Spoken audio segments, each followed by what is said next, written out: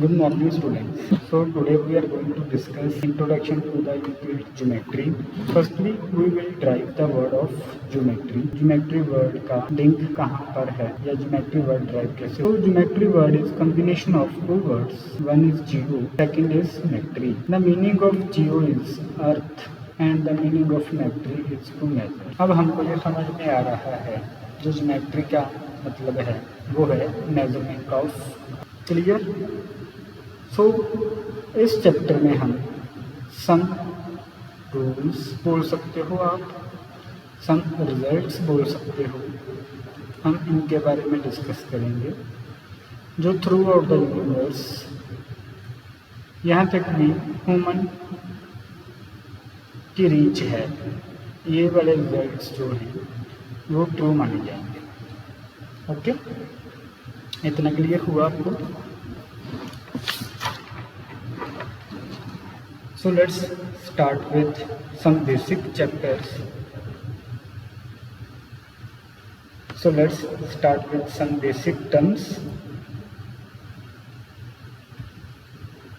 First is point. What do you mean by point? आपके according point क्या है? Point. Point which has no part. वो geometry का वो पार्टिकल, वो एलिमेंट जिसका कोई भी पार्ट नहीं है, that is known as point. Say this is point, this is a point. अब आपने लोअर क्लासेस में इस पॉइंट के बारे में पढ़ा है.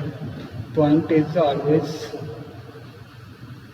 Represent by a capital letter, by a capital letter.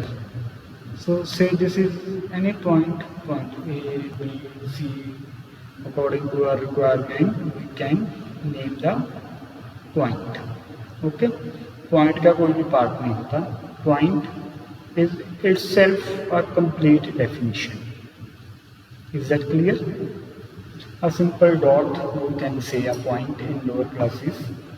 हम यही पढ़ते थे ना, सिंपल डॉट को पॉइंट बोला जाता है. सो पॉइंट का कोई भी पार्ट नहीं होता. So next line, a breathless length. Breathless means जिसकी सिर्फ एक ही डिमेंशन होगी, दैट इज लाइन. इसकी वन डिमेंशन है, only one dimension, that is known as line. Clear? So आपको लाइन के बारे में भी क्लियर हो गया. लास्ट स्टडी में हमने पॉइंट किया था. This is about the line. Breadthless length is known as line. Next is the ends of line are the points.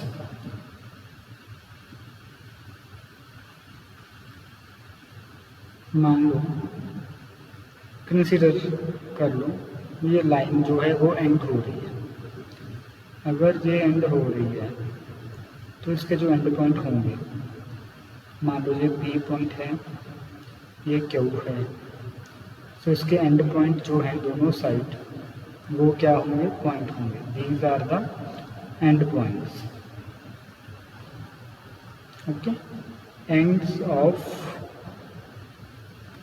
Line. These ends are the points. Simple. Nothing is technical written in these three sentences. Very simple language are written. Next, straight line is a line which lies evenly with the points on itself. अब देखो, ये थोड़ी सी आपको definition रहेगा. Sir यहाँ पर straight line की बात कर रहे हैं, यहाँ पर पॉइंट्स की बात हो रही है, तो इसका मतलब क्या है? मतलब है आपके पास बहुत सारे पॉइंट हैं. You have a different many points बहुत सारे पॉइंट हैं। अगर हम इन पॉइंट्स को आपस में मीट करें, हमारे पास एक स्ट्रेट लाइन बनेगी। इट मीन्स स्ट्रेट लाइन कब बनेगी? जब हर पॉइंट, जैसे देखो point point point, there are so many points. अगर मैं इन सब पॉइंट्स को आपस में मिलाता जाऊँ, है ना, सारे पॉइंट लाइन के ऊपर लाई कर रही हैं, ये देखो। So these are the points which are evenly lies on the straight line. ये स्ट्रेट लाइन है, ये स्ट्रेट लाइन बन गई, ये उसके ऊपर पॉइंट्स आ गए। ये मतलब है इसका भी एक लाइन के ऊपर सो मैनी पॉइंट्स हो सकते हैं। इट मीन्स एक स्ट्रेट लाइन कब बनेगी? जब हम सभी पॉइंट्स को आपस में मिलाएंगे, तब हमारे पास एक स्ट्रेट लाइन आएगी। Is that clear? Surface, surface is that which has length and breadth only. So we have any surface. See, this is diagram. This is its length and its breadth. So this is known as surface. अब जो surface है उसके बहुत सारे examples हैं। Rectangle हो सकती है, स्क्वायर हो सकता है, क्वाड्रिलेटरल हो सकता है, ट्रायंगल हो सकती है। Clear? There are so many examples which act as a surface. अगर हम आपकी नोटबुक की बात करें, your page is consider as a surface. आप ये वीडियो देख पा रहे हो स्क्रीन पर, आपकी स्क्रीन एक सरफेस है। आप क्लास में ब्लैक बोर्ड या ग्रीन बोर्ड पर काम कर रहे हो, वाइट बोर्ड पर काम कर रहे हो, जिस पर आप काम कर रहे हो, टीचर जिस पर आपको पढ़ा रहा है, वो एक सरफेस है। आपके सामने जो क्लास की वॉल दिखाई दे रही है वो सरफेस है। आपके रूम की वॉल है वो सरफेस है। आप टेलीविज़न देख रहे हो उसकी स्क्रीन सरफेस है। So there are lots of example which fall under the surface. Clear? Next, the edges of surface are lines. That is important.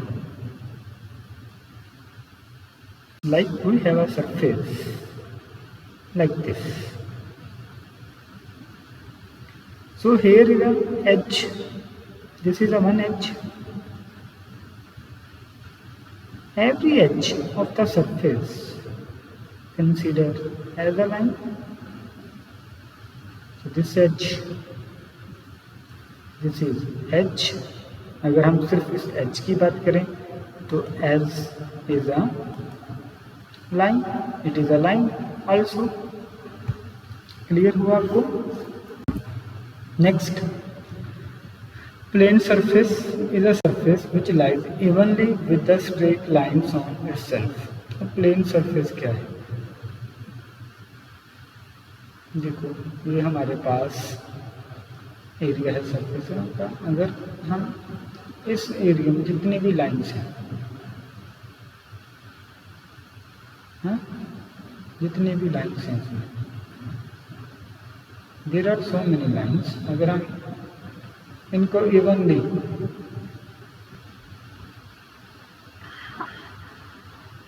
Students, now we are going to discuss Euclid's axiom. Axiom discuss करने से पहले हम Euclid के बारे में थोड़ी सी information के बारे में डिस्कस कर लेते हैं। It is a Greek mathematician which was born near about 325 BC to 265 BC. This is the time period of the Euclid when he was born to death.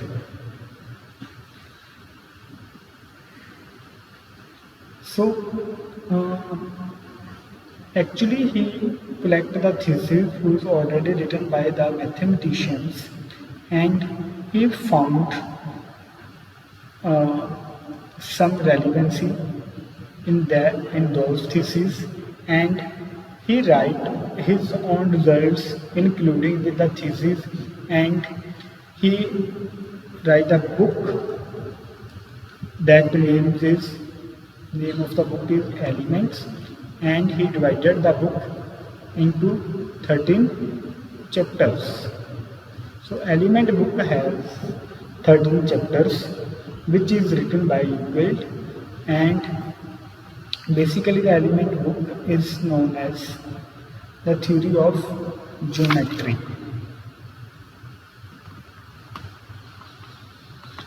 सो इसने ज्योमेट्री के बारे में बुक लिखी जिसको एलिमेंट्स का नाम दिया गया। उस बुक को उसने 13 चैप्टर्स में डिवाइड कर दिया। Is that clear? अब हम यूक्लिड के एक्सियम्स डिस्कस करते हैं। First axiom, things which are equal to the same thing are equal to one another. मतलब मान लो ए बी के इक्वल है, बी सी के इक्वल है, तो अल्टीमेटली ए भी किसके इक्वल होगा? सी के इक्वल होगा। ये मतलब है इसका। जैसे हम अभी 6-7 चैप्टर में जो हम सम क्लियर करे हैं ना अपने, भाई अगर 2 एंगल इक्वल है, अगर 1 2 के इक्वल है, 2 4 के इक्वल है, तो 4 किसके इक्वल आएगा? 1 के इक्वल आएगा। ये हमने किया हुआ है 6 चैप्टर में, है ना? 6 या 7 दोनों चैप्टर्स में हमने ये किया हुआ है। तो ये यूक्लिड का फर्स्ट एग्जाम्पल है। वहाँ पर अगर कोई 2 चीज़ें बराबर है ना, उनमें से एक चीज़ कॉमन है, तो जो नॉन कॉमन है वो भी आपस में इक्वल होगी। Second, if equal are added to equals the whole are equal. मान लो मेरे पास यहाँ पर 5 है, यहाँ पर भी 5 है, मैं दोनों साइड 2 ऐड कर देता हूँ, दोनों साइड 7 आ जाएगा, है ना? तो इसका सम भी इक्वल आया। इसका मतलब है अगर हमारे पास left hand side and right hand side equal है, अगर हम उसमें इक्वल चीज़ें ऐड कर दें तो भी रिजल्ट हमारा इक्वल रहेगा। Is that clear? So now if equals are subtracted from equal, reminders are also equal. Same example, अगर हमारे पास left hand side and right hand side कोई 2 नंबर्स हैं, लाइक 10 और 10, अगर यहाँ से हम 7 माइनस कर दें, यहाँ से भी 7 माइनस कर दें, इक्वल चीज़ माइनस करनी है दोनों साइड से, इनका जो रिमाइंडर आएगा, बाकी जो बचेगा नंबर वो भी सेम रहेगा, डिफरेंस भी सेम आएगा। Things which coincide with one another are equal to one another. मान लो ये आपके पास एक लाइन है, इसी के ऊपर सेम एग्जैक्ट लेंथ की एक और लाइन है, तो ये दोनों लाइन्स आपस में क्या हो जाएंगी? इक्वल हो जाएंगी। उसको बोलते हैं कोइंसाइड। ओके, ये भी आपस में इक्वल रहेंगे। The whole is greater than the part, that we know that. The whole thing, ये एक सर्कल है, मान लो पिज़्ज़ा की example, this is whole pizza and this is part of pizza. Which is greater? Which is greater? This pizza, जो बड़ा pizza है ना, सर्कल वाला, that is greater. We know that this is greater. तो ये चीज़ हर जगह पर ट्रू, चाहे आप इसको लाइन के ऊपर लगा लो। मान लो जो लाइन की लेंथ 7 है, वो 3 सेंटीमीटर इसका पार्ट है, तो कौन सी लाइन ग्रेटर होगी? 7 सेंटीमीटर वाली। Things which are double of the same thing are equal to one another. मान लो यहाँ पर x है, यहाँ पर y है, अगर हम दोनों को डबल कर दें तो ये आपस में भी इक्वल हो जाएंगे। Clear? Things which are halves of the same thing are equal to one another. मान लो a है, यहाँ पर आपके पास a है, यहाँ पर b है, दोनों इक्वल हैं, तो अगर हम इनका हाफ करेंगे तो भी ये आपस में इक्वल आएगा। These are the axioms of the Euclid. Clear? हम एक बार इसको दोबारा डिस्कस कर लेते हैं। Things which are equal to same thing are equal. If equal are added then whole are equal. If equal are subtracted then reminder are equal. Coincide the things are equal to one another.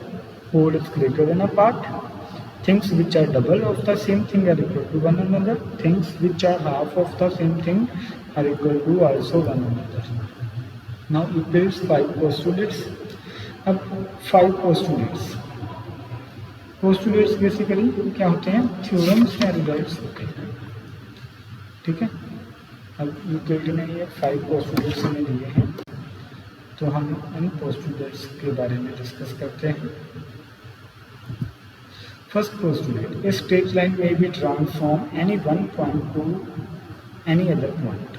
Means आपके पास एक ये point है, एक ये point है, तो आप यहाँ से यहाँ तक एक स्ट्रेट लाइन ड्रॉ कर सकते हो।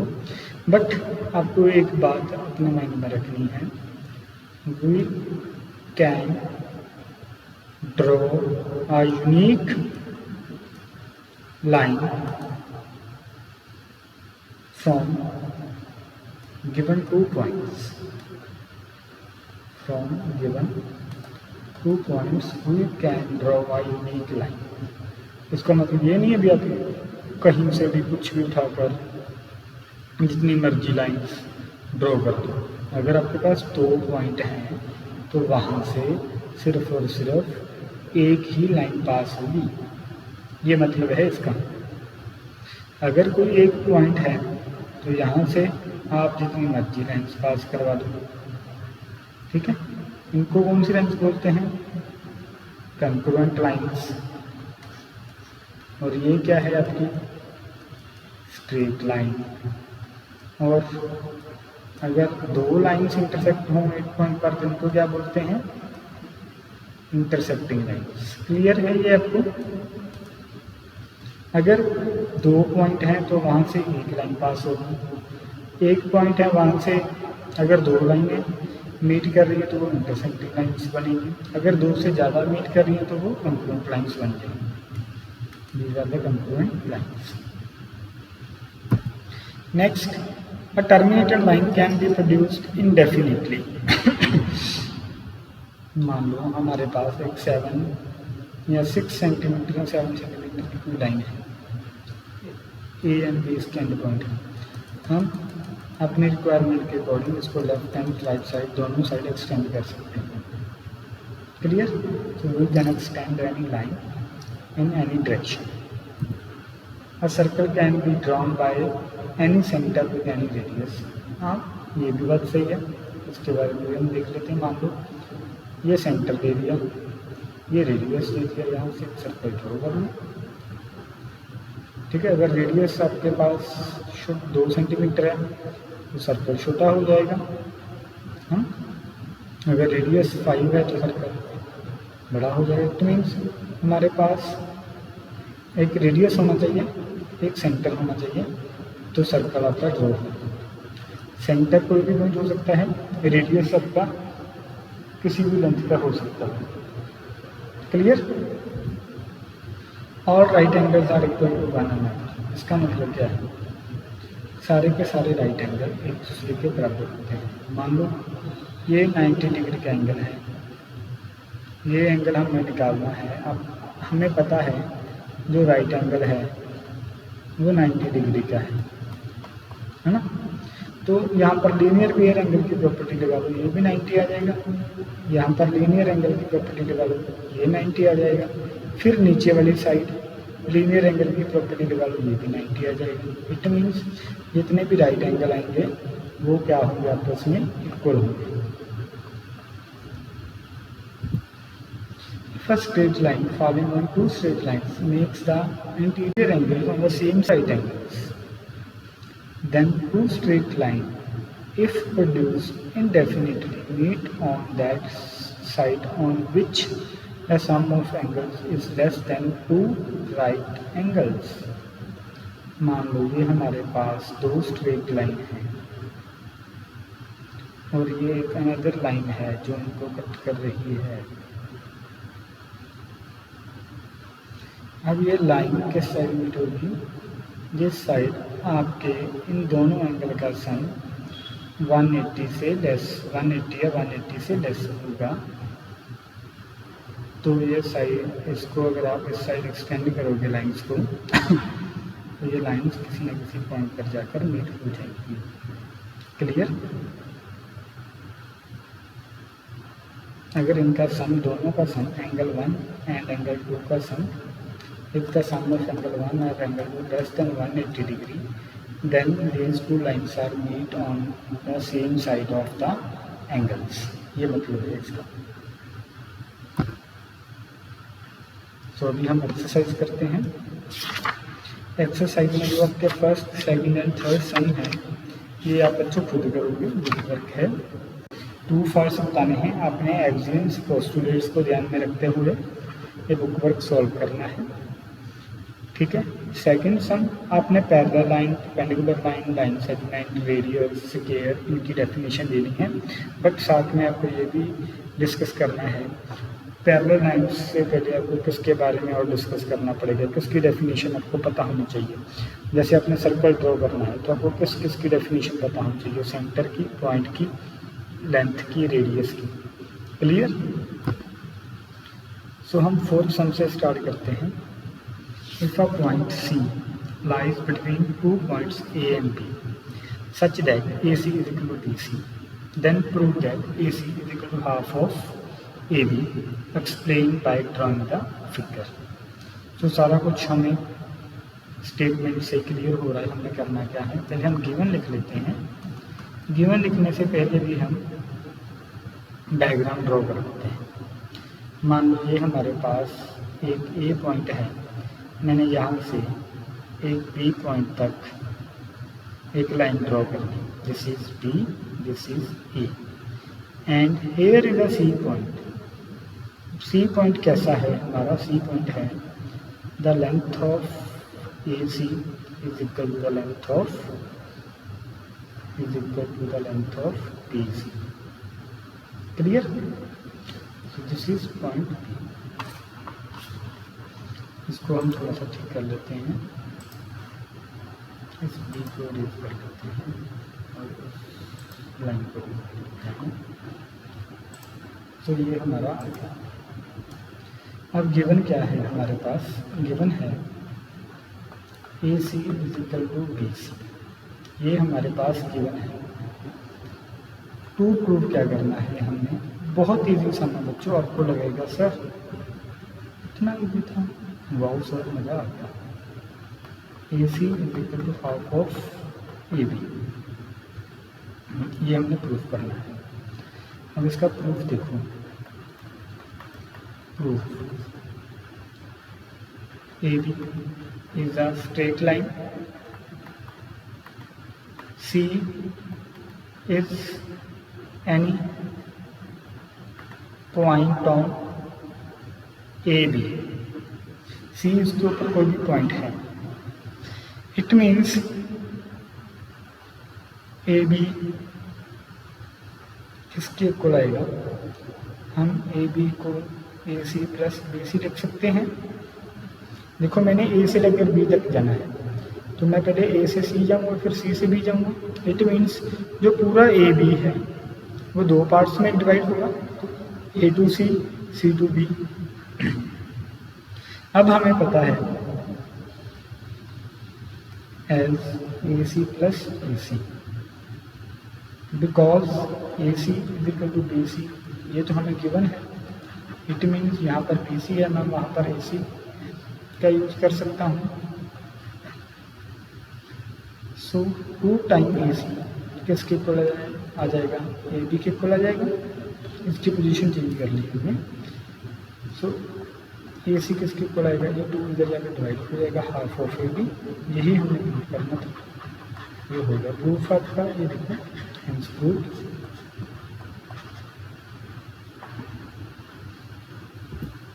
Next we have to show if any line segment has a midpoint that is a unique midpoint। देखो हमारे पास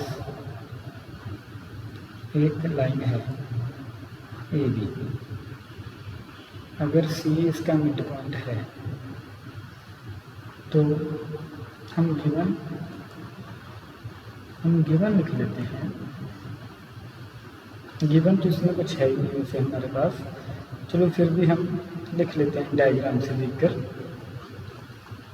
ए B is a line and C it's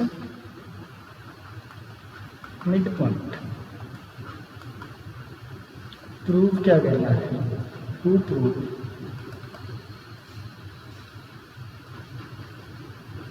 every line segment has unique midpoints, not midpoints, that unique midpoint. So every line segment has unique midpoint. सो जब भी हमने proof करना है ना तो हम ट्राई करेंगे हम कंट्राडिक्शन प्रूफ करवा दें। सो पहले हम प्रूफ में ये लिखते हैं,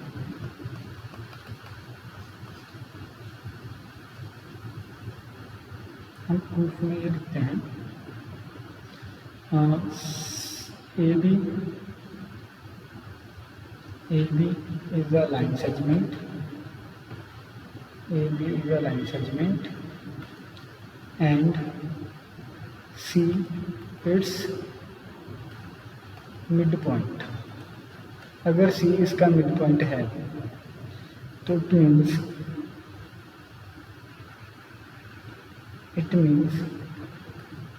AC किसके इक्वल आएगा, हाफ ऑफ AB के इक्वल आएगा। इसको हम 1 का नाम दे देते हैं। हम साथ में ये भी लेट कर लेते हैं, let this line segment has one more mid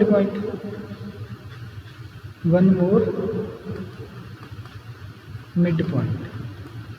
अगर इसका कोई और मिड पॉइंट है हम उसको नाम देंगे डी का। So D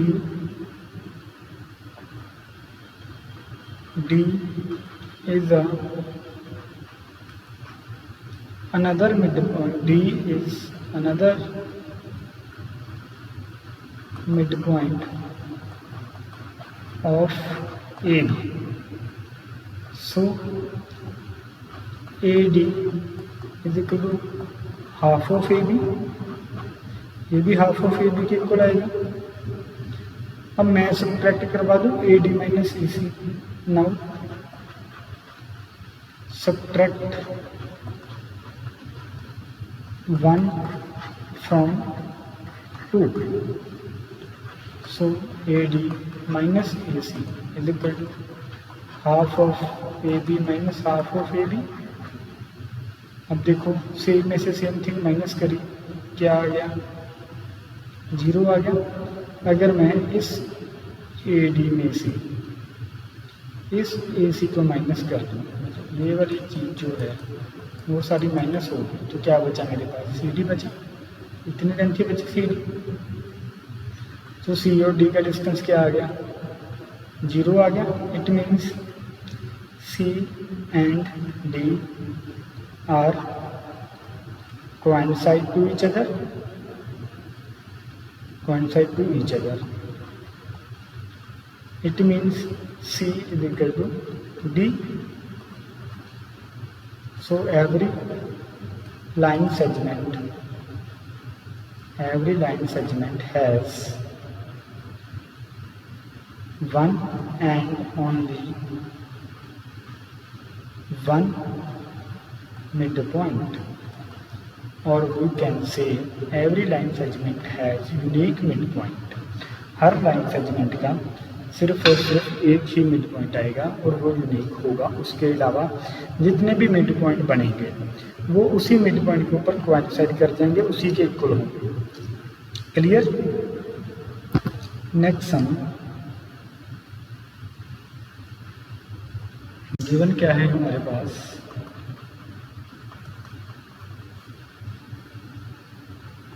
AC is equal to BD,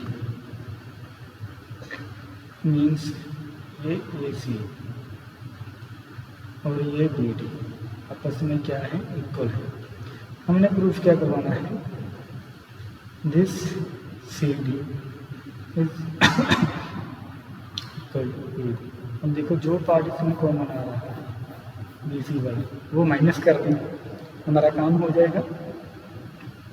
to prove, बहुत ईजी समझ बच्चों, टू प्रूव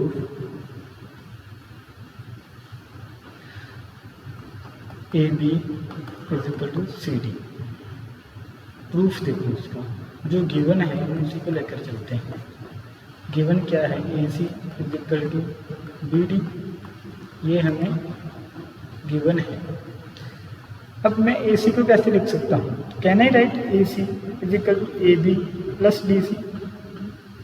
अगर मैं ए बी में ये वाला पोर्शन प्लस कर दूँ जो मैं अभी बना रहा हूँ, है ना, तो ये ए सी के इक्वल आ जाएगा।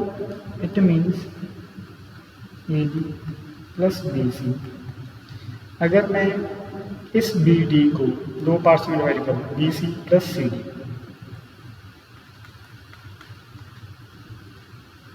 देखो बी सी दोनों साइड कॉमन है, ये कट हो जाएगा, ए बी किसके इक्वल आ जाएगा, सी डी के। यही प्रूव करना था, प्रूव। कुछ एक्सप्लेनेशन कुछ चाहिए आपको,